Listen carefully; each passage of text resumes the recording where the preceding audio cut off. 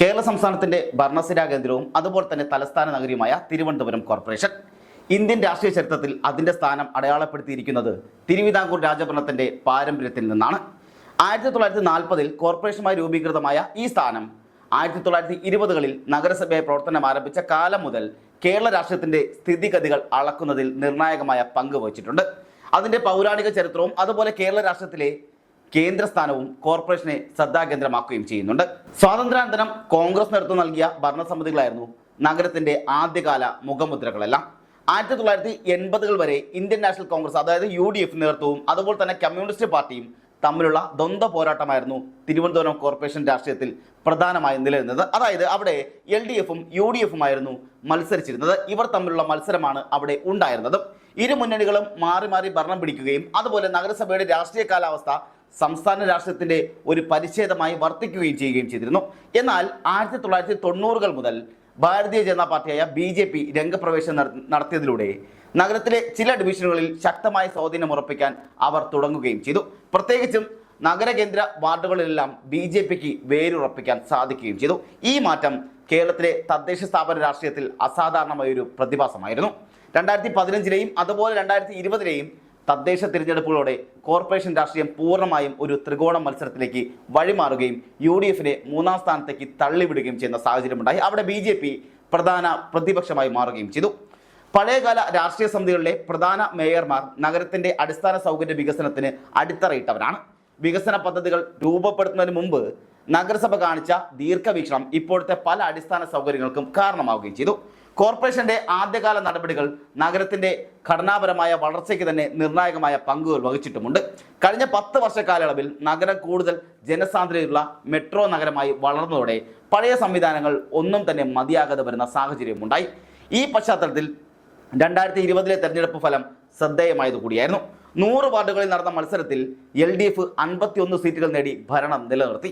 BJP ആകട്ടെ 34 സീറ്റുകളുടെ ഏറ്റവും വലിയ ഒറ്റ പ്രതിപക്ഷമായി ഉയരുകയും ചെയ്തു.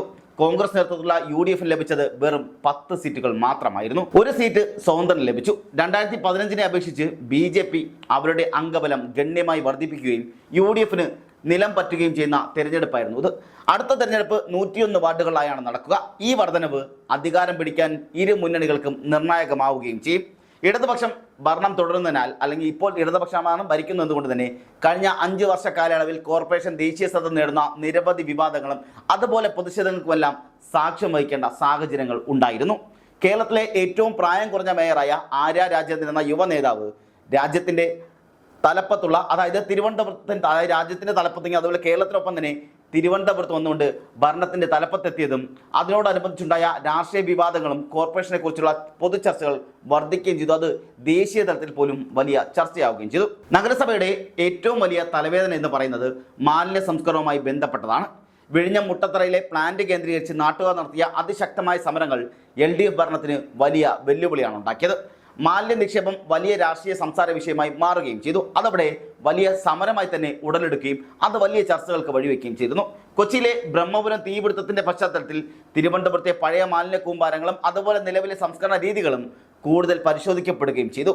മാലിന്യം നീക്കാനായി നൽകിയ ഹ്രസ്വകാല കരാറുകളും വലിയ വിവാദങ്ങൾ ക്ഷണിച്ചു വരുത്തുകയും ചെയ്തു. നഗര ശുചീകരണം എന്നത് ഭരണപക്ഷത്തിനൊരു നിലനിൽപ്പ് പ്രശ്നമായി മാറിയിരിക്കുകയാണ്. കോർപ്പറേഷനിലെ താൽക്കാലിക തസ്തികകളിലേക്ക് പാർട്ടിക്കാരെ നിയമിക്കാൻ ആവശ്യപ്പെട്ടുകൊണ്ട് പാർട്ടി ജില്ലാ സെക്രട്ടറി കത്തയച്ചെന്ന് ആരോപിക്കപ്പെട്ട CPI ലിസ്റ്റ് വിവാദം തന്നെ അത് വലിയ ദേശീയ തലത്തിൽ വരെ ചർച്ചകൾ ചെയ്യപ്പെടുകയുണ്ടായി. അതായത് അവിടെ നഗരസഭയിൽ അല്ലെങ്കിൽ കോർപ്പറേഷനിൽ താൽക്കാലിക ജീവനക്കാരെ ജോലിക്കെടുക്കാനായി പണിക്ക് നിർത്താനായി പാർട്ടി സെക്രട്ടറിയോട് തന്നെ കത്ത് വരെ വന്നത് വലിയ വിവാദമുണ്ടാക്കുകയും ചെയ്തു. ഇത് ഭരണസമിതിയുടെ സുതാര്യതയെക്കുറിച്ചും അതുപോലെ നിയമനങ്ങളിലെ രാഷ്ട്രീയ ഇടപെടലുകളെക്കുറിച്ചും വലിയ തരത്തിൽ സംശയങ്ങൾ ഉയർത്തുകയും ചെയ്തു. വിഴിഞ്ഞം തുറമുഖത്തിനെതിരായ മത്സ്യത്തൊഴിലാളി സമരത്തിന് തമിഴ്നാട് സർക്കാരിനെതിരെ മേയർ പ്രതിഷേധിച്ചതും മേയറുടെ കുടുംബാംഗങ്ങൾക്കെതിരെ കോർപ്പറേഷന്റെ ഫണ്ടുകൾ ഉപയോഗിച്ചു എന്ന തരത്തിലുള്ള ആരോപണങ്ങൾ ഭരണസമിതിയുടെ പ്രതിച്ഛായയ്ക്ക് മങ്ങലേൽപ്പിച്ചു. അവിടെ മേയർ കുടുംബാംഗങ്ങൾക്ക് വേണ്ടി ഫണ്ട് തന്നെ എടുത്ത് ഉപയോഗിച്ചു എന്നുള്ള ചർച്ചകൾ വരെ ഉണ്ടായി. അത് വലിയ വിവാദം ഉണ്ടാക്കുകയും ചെയ്തു. അതുപോലെ തന്നെ വിഴിഞ്ഞം സമരത്തിലും ഇതുപോലുള്ള വിഷയങ്ങൾ ഉണ്ടാവുകയും ചെയ്തു. ഒപ്പം തന്നെ വിവിധ താൽക്കാലിക നിയമനങ്ങളുമായി ബന്ധപ്പെട്ട് കോർപ്പറേഷൻ ഓഫീസിന് മുന്നിൽ പ്രതിപക്ഷ പാർട്ടികളും അതുപോലെ യുവജന സംഘടനകളും നിരന്തരമായി നടത്തിയ സമരങ്ങൾ ഭരണസമിതിയുടെ വിശ്വാസ്യതയെ ചോദ്യം ചെയ്യുകയും ചെയ്തു. PSC റാങ്ക് ഹോൾഡർമാരുടെ പ്രതിഷേധങ്ങളും താൽക്കാലിക നിയമനത്തിലെ ക്രമക്കേടുകളും പാർട്ടിയുടെ യുവജന വിഭാഗങ്ങളെ പ്രതിസന്ധിയിലുമാക്കി. വിവാദങ്ങൾക്കെല്ലാം അപ്പുറം തിരുവനന്തപുരം കോർപ്പറേഷൻ പരിഹരിക്കേണ്ട നിരവധി അടിസ്ഥാനപരമായ വിഷയങ്ങളുണ്ട്, അടിസ്ഥാനപരമായ പ്രശ്നങ്ങളുണ്ട്. നഗരത്തിലെ റോഡുകളുടെ ശോചനീയാവസ്ഥ, അതുപോലെ തന്നെ ഗതാഗത കുരുക്ക്, ഓപ്പറേഷൻ അനന്തയെ തുടർന്നും പരിഹരിക്കപ്പെടാത്ത വെള്ളക്കെട്ട് പ്രശ്നം തുടങ്ങി അടിസ്ഥാന സൗകര്യ വികസനത്തിലെ പോരായ്മകൾ ജനങ്ങൾക്കിടയിൽ അതൃപ്തി ഉണ്ടാക്കിയിട്ടുണ്ട്. വലിയ തരത്തിൽ അത് പ്രകടമായി തന്നെ കാണിക്കുന്നുമുണ്ട് അവർ. ഭവനരഹിതർക്കുള്ള ലൈഫ് പദ്ധതി ഉൾപ്പെടെയുള്ളവയുടെ കാര്യക്ഷമമായ നടത്തിപ്പും തെരുവ് നായ്ക്കളുടെ വർദ്ധിച്ചു വരുന്ന ശല്യവും നഗരം നേരിടുന്ന വലിയ വെല്ലുവിളികൾ തന്നെയാണ്. LDF ഭരണത്തിൽ കോർപ്പറേഷൻ തലത്തിൽ നടപ്പാക്കിയ ചില പ്രധാന വികസന പദ്ധതികൾ, അമൃത് പദ്ധതിയുടെ ഭാഗമായുള്ള നവീകരണ പ്രവർത്തനങ്ങൾ, റോഡ് വീതി കൂട്ടൽ ശ്രമങ്ങൾ, പുതിയ ലൈബ്രറി ശൃംഖലയുടെ വികസനം, അതുപോലെ ലൈഫ് മിഷൻ വഴി ഭവന നിർമ്മാണം എന്നിവയെല്ലാം ഇതിൽ ഉൾപ്പെടുന്നുമുണ്ട്. ഈ വികസന നേട്ടങ്ങൾ ഉയർത്തിക്കാട്ടിയാണ് LDF പ്രതിപക്ഷ ആരോപണങ്ങളെ പ്രതിരോധിക്കുന്നതെല്ലാം.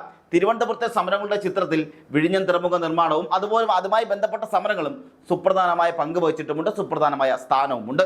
തുറമുഖ നിർമ്മാണം കോർപ്പറേഷൻ പരിധിയിലെ മത്സ്യത്തൊഴിലാളികളുടെ ജീവിതത്തെ ബാധിക്കുകയും കടുത്ത പ്രതിഷേധങ്ങൾക്ക് വഴിയൊരുക്കുകയും ചെയ്തു.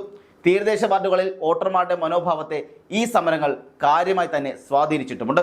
ഇതൊന്നും കൂടാതെ യൂണിവേഴ്സിറ്റി കോളേജുമായി ബന്ധപ്പെട്ട് നടന്ന രാഷ്ട്രീയ സംഘർഷങ്ങളും നഗരത്തിലെ യുവജന രാഷ്ട്രീയത്തിന്റെ ദിശയെ തന്നെ സ്വാധീനിക്കുകയും ചെയ്തിരിക്കുന്നു. വാർഡ് തല വികസനത്തിൽ നഗരത്തിലെ വോട്ടിംഗ് പാറ്റേണുകളുടെ സങ്കീർണവും അതുപോലെ ത്രികോണ മത്സരത്തിന്റെ സ്വഭാവം കാണിക്കുന്നതുമാണ് പ്രധാനമായി കാണാൻ കഴിയുന്നത്. ഇവിടെ കവടിയാറ്, അതുപോലെ ശാസ്തമംഗലം, പൂജപ്പുര തുടങ്ങിയ നഗര കേന്ദ്ര വാർഡുകളിൽ BJPക്ക് ശക്തമായ സ്വാധീനമുണ്ട്. പരമ്പരാഗതമായി UDF ലഭിച്ചിരുന്ന വോട്ടുകൾ BJPയിലേക്ക് മാറിയതാണ് 2020 UDFന്റെ തകർച്ചയ്ക്കുണ്ടായ പ്രധാനമായ കാരണം. ഈ വാർഡുകൾ BJPയുടെ ശക്തി കേന്ദ്രങ്ങളായി നിലകൊള്ളുകയും ചെയ്യുന്നുണ്ട്. നേമം, വിഴിഞ്ഞം പോലുള്ള ഉൾനാടൻ വാർഡുകളിൽ LDFും BJPയും തമ്മിൽ കടുത്ത മത്സരമാണ് നടക്കുന്നത്. ഇവിടെ ഇരു മുന്നണികൾക്കും ഒരേപോലെ സ്വാധീനവുമുണ്ട്.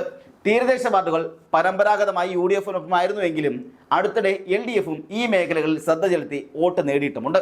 വിഴിഞ്ഞം സമരത്തിന്റെ പശ്ചാത്തലത്തിൽ ഈ വാർഡുകളുടെ വോട്ടിംഗ് പാറ്റേൺ നിർണായകമാവുകയും ചെയ്യുമെന്ന കാര്യത്തിൽ യാതൊരു തർക്കവുമില്ല. ന്യൂനപക്ഷ വോട്ടുകൾ അതുപോലെ അതിലെടുത്ത് പറയേണ്ടത് ക്രിസ്ത്യൻ മുസ്ലിം വോട്ടുകളാണ്. പലപ്പോഴും LDFിനും UDFിനും ഇടയിൽ മാറി മറിയുന്ന പ്രവണതയാണ് കണ്ടുവരുന്നത്.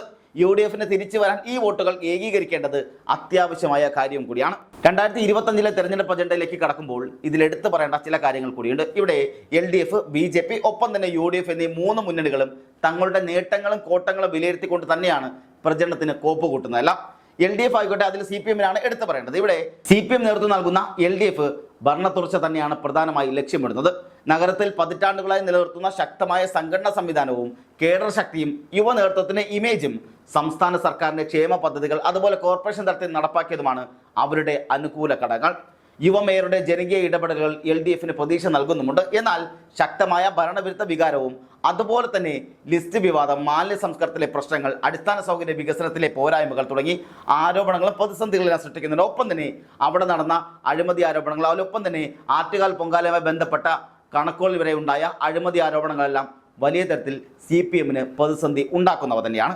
തങ്ങളുടെ എല്ലാ വിവാദങ്ങളെയും പ്രതിപക്ഷത്തിൽ രാഷ്ട്രീയ അജണ്ടയായി ചിത്രീകരിക്കാനും വികസന നേട്ടങ്ങൾ ഉയർത്തിക്കാട്ടി ആരോപണങ്ങളെ പ്രതികരിക്കാനുമാണ് അല്ലെങ്കിൽ പ്രതിരോധിക്കാനുമാണ് LDF ശ്രമിച്ചുകൊണ്ടിരിക്കുന്നത്. UDF ആയിക്കട്ടെ ഉണർന്ന് പ്രവർത്തിക്കുകയും ന്യൂനപക്ഷ വോട്ടുകൾ തിരിച്ചു പിടിക്കുകയും ചെയ്താൽ LDFന് അതൊരു വലിയ ക്ഷീണമായി മാറുകയും ചെയ്യും. BJPക്കാകട്ടെ ഏറ്റവും വലിയ നേട്ടം 2 തെരഞ്ഞെടുപ്പുകളിലെ പ്രകടനത്തിലൂടെ മുഖ്യ പ്രതിപക്ഷമായി മാറിയത് തന്നെയാണ്. കോർപ്പറേഷൻ ഭരണം പിടിക്കുന്നത് കേരളത്തിലേക്കുള്ള രാഷ്ട്രീയ പ്രവേശനത്തിന്റെ ഭാഗമായി അവർ കാണുകയും ചെയ്യുന്നുണ്ട്. അതിനായി അവർ നല്ല രീതിയിൽ പ്രവർത്തിക്കുകയും ചെയ്യുന്നുണ്ട്. LDF ഭരണത്തിനെതിരായ എല്ലാ അഴിമതി ആരോപണങ്ങളെയും പ്രത്യേകിച്ച് നിയമന വിവാദങ്ങൾ അടക്കമുള്ളവ ശക്തമായി ജനങ്ങളിലേക്ക് എത്തിച്ച് വോട്ടാക്കി മാറ്റാൻ തന്നെയാണ് അവരുടെ ഏറ്റവും പ്രധാനപ്പെട്ട ശ്രമങ്ങൾ. കേന്ദ്ര സർക്കാർ പദ്ധതികളായ അമൃത്, അതുപോലെ തന്നെ സ്മാർട്ട് സിറ്റി എന്നിവ നഗരത്തിൽ കാര്യക്ഷമമായി നടപ്പാക്കുന്നതിൽ കോർപ്പറേഷൻ പരാജയപ്പെട്ടെന്ന് അവർ വാദിക്കുകയും ചെയ്യുന്നുണ്ട്.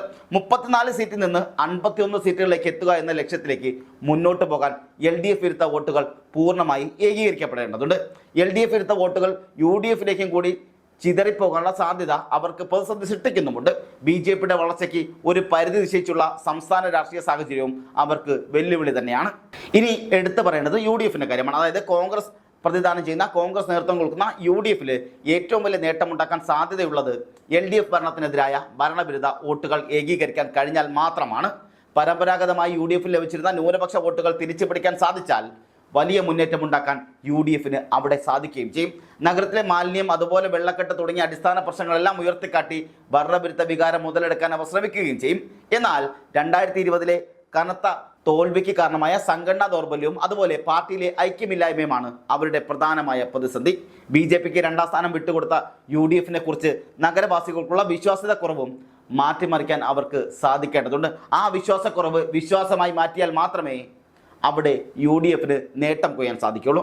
സ്ഥാനാർത്ഥി നിർണയത്തിലും അതുപോലെ പ്രചരണത്തിലും പാർട്ടിയിലെ എല്ലാ വിഭാഗങ്ങളെയും ഒരുമിച്ച് നിർത്തി LDF ഭരണത്തിനെതിരായ അസംതൃപ്തി വോട്ടാക്കി മാറ്റുക എന്നുള്ളതാണ് UDFന്റെ പ്രധാനമായ അജണ്ട. ഭരണത്തിലേക്ക് ആരെടുത്തെത്തുമെന്നുള്ള വിശകലനം എന്നത് സങ്കീർണമാണ്. അതായത് തിരുവനന്തപുരം കോർപ്പറേഷൻ ആര് ഭരിക്കുമെന്നുള്ള വിശകലനം വലിയ സങ്കീർണമായ കാര്യം കൂടിയാണ്. നിലവിലെ സാഹചര്യം അനുസരിച്ച് കോർപ്പറേഷൻ ഭരണത്തിലേക്ക് ഏറ്റവും കൂടുതൽ അടുത്ത് നിൽക്കുന്നത് LDF തന്നെയാണ്. കാരണം അവർക്ക് ഭരണം നിലനിർത്താൻ 51 സീറ്റുകളിൽ നിന്നും വലിയ ചോർച്ച ഉണ്ടാകാതെ നോക്കിയാൽ മാത്രം മതി. അവിടെ 51 സീറ്റുകൾ അവർക്ക് നിലവിൽ തന്നെയുണ്ട്.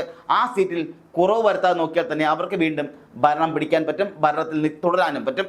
സംഘടനാ ശേഷി അവർക്ക് അതിനനുകൂലമാണ്. എന്നാൽ ശക്തമായ ഭരണവിരുദ്ധ വികാരം LDFന് പ്രതികൂലമാവുകയും ഈ വോട്ടുകൾ BJPക്ക് പൂർണ്ണമായി ഏകീകരിക്കാൻ കഴിഞ്ഞാൽ അവർക്ക് ഏറ്റവും വലിയ ഒറ്റക്കക്ഷിയാകാനുള്ള സാധ്യതയുമുണ്ട്. ത്രികോണ മത്സരത്തിൽ ഏറ്റവും പ്രധാനപ്പെട്ട ഘടകമെന്നത് UDFന്റെ പ്രകടനം തന്നെയാണ്. UDF ശക്തമായ തിരിച്ചുവരവ് നടത്തിയാൽ ഫലം ആർക്കും കേവല ഭൂരിപക്ഷമില്ലാതെ അനിശ്ചിതത്വത്തിലേക്ക് നീങ്ങുകയും ചെയ്യും.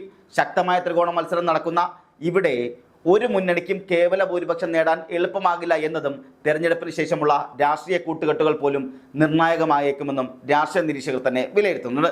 തലസ്ഥാന നഗരിയിലെ രാഷ്ട്രീയം ഇനിയുള്ള ദിവസങ്ങളിൽ കൂടുതൽ സങ്കീർണമാവുകയും ആവേശകരമാവുകയും ചെയ്യും. കാരണം 3 പാർട്ടികളും പ്രധാനപ്പെട്ട 3 മുന്നണികളും ഒരുപോലെ ശക്തരായ സ്ഥാനാർത്ഥികളെ നിർത്തിക്കൊണ്ടാണ് മുന്നോട്ട് പോകുന്നത്. അതിൽ ഏറ്റവും എടുത്തു പറയേണ്ടത് UDF ആയിക്കോട്ടെ, അതുപോലെ തന്നെ BJP ആയിക്കോട്ടെ, അതുപോലെ തന്നെ LDF ആയിക്കോട്ടെ. അവർ യുവനിരകളെയെല്ലാം രംഗത്തിറക്കിയിട്ടുണ്ട്. ഒപ്പം തന്നെ ഏത് വിധേനയും ഭരണം പിടിച്ചെടുത്താൻ, അതായത് ഭരണം നിലനിർത്താനും അതുപോലെ പിടിച്ചെടുക്കാനും ആര് വീഴും ആര് വാഴുമെന്നൊക്കെ നോക്കാനും ഇവിടെ 3 പേരും ശക്തമായി മത്സരിക്കുന്നുണ്ട്. അതുകൊണ്ട് തന്നെ ആർക്കൊപ്പം തിരുവനന്തപുരം കോർപ്പറേഷൻ നിൽക്കുമെന്ന് ചോദിച്ചാൽ അത് പറയുക എന്നുള്ളത് അസാധ്യമായ കാര്യമാണ്. പക്ഷേ അപ്പോഴും അല്പം മേൽക്കോയ്മ ഉള്ളത് LDFന് തന്നെയാണ്. കാരണം അവർക്ക് വളരെ എളുപ്പത്തിൽ 51 സീറ്റുകൾ നിലനിർത്തിയാൽ മാത്രം മതിയാകും. എന്നാൽ മറ്റു 2 പേർക്കും അങ്ങനെയല്ല. UDFന് ഏത് വിധേനയും തിരിച്ചു വന്നേ മതിയാകൂ. അതിനൊപ്പം തന്നെ BJPക്ക് തങ്ങളുടെ സീറ്റ് നിലയിൽ വലിയ തരത്തിലുള്ള വർധനമുണ്ടാക്കിയാൽ ഒരുപക്ഷെ തിരുവനന്തപുരം കോർപ്പറേഷൻ ഭരിക്കാൻ പോകുന്നത് BJP ആയിരിക്കാം. ഇനി അതല്ല എങ്കിൽ ഒരുപക്ഷെ വീണ്ടും CPM തന്നെ അത് നിലനിർത്തി പോകുകയും ചെയ്യും. ഇനി അങ്ങനെയല്ല, ഭരണവിരുദ്ധ വോട്ടുകളെല്ലാം UDFന് ഏകീകരിക്കപ്പെടേണ്ടി വന്നാൽ അല്ലെങ്കിൽ ഏകീകരിക്കപ്പെട്ടാൽ അത് UDFന് വലിയ നേട്ടമാകുകയും വരാൻ പോകുന്ന നിയമസഭാ തെരഞ്ഞെടുപ്പിലടക്കം അത് വലിയ നേട്ടമായി മാറുകയും ചെയ്യും.